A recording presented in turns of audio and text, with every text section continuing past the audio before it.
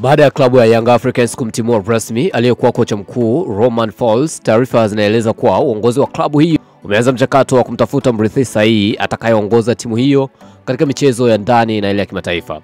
Kwa mujibu wa vyanzo vya karibu na klabu hiyo, jina la João Paulo Monta Maria, kocha mwenye uraia wa Ureno, limebuka kama miongoni mwa makocha wanaotupiwa macho na viongozi wa Yanga. Bana, acha nikupatie historia fupi kuhusu João Paulo Monta Maria, kocha mpya ambaye anatafuta hivi sasa na Young Africans. João Paulo Monta Maria alizaliwa tarehe 16 Septemba mwaka 1966 huko Lisboa, Ureno.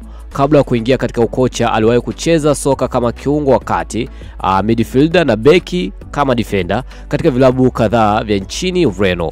Baada ya kustaafu, alianza safari yake ya ukocha na kujipatia umaarufu kupitia ufanisi wake katika vilabu mbalimbali barani Afrika na Mashariki ya Kati.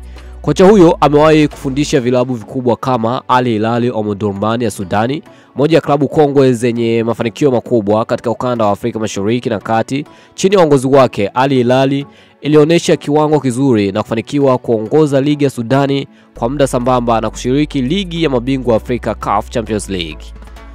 Mbali na hilo, João Monta aliwahi kuwa kocha wa timu ya taifa ya Sudani, akihusika pia katika kuendeleza programu za vijana kwa timu za taifa za umri mdogo wa chini ya miaka 17, 20 na 23.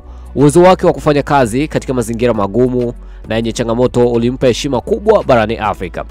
Aidha, amewahi kufanya kazi katika nchi za Jordan, Saudi Arabia na baadhi ya mataifa ya Ulaya, jambo linalomfanya kuwa na uzoefu mpana wa kimataifa na uelewa wa soka la bara la Afrika. Kwa mujibu wa taarifa kutoka tovuti ya Transfer Market, João Monta alihudumu kama kocha mkuu wa Al Hilal Omdurman kati ya Novemba mwaka 2021 hadi Juni 2022, akishinda mechi kadhaa muhimu licha ya kukumbana na changamoto za ndani ya klabu. Mnamo mwaka 2024 alihudumu kwa muda mfupi katika klabu ya Al Jabalan FC ya nchini Saudi Arabia na baadaye akateuliwa kuwa mratibu wa timu ya taifa ya Sudani. Hata hivyo, licha ya kuwa na matokeo ya wastani, João Monta anasifika kwa nidhamu, mbinu za kisasa na ufundishaji na uwezo wa kujenga wachezaji vijana. Au sio bana? Lakini wanakuambia licha ya uzoefu wake mkubwa barani Afrika, kocha huyo hajawahi kufanya kazi katika Afrika Mashariki, jambo ambalo linaweza kuwa changamoto mpya endapo atapewa majukumu ndani ya Young Africans.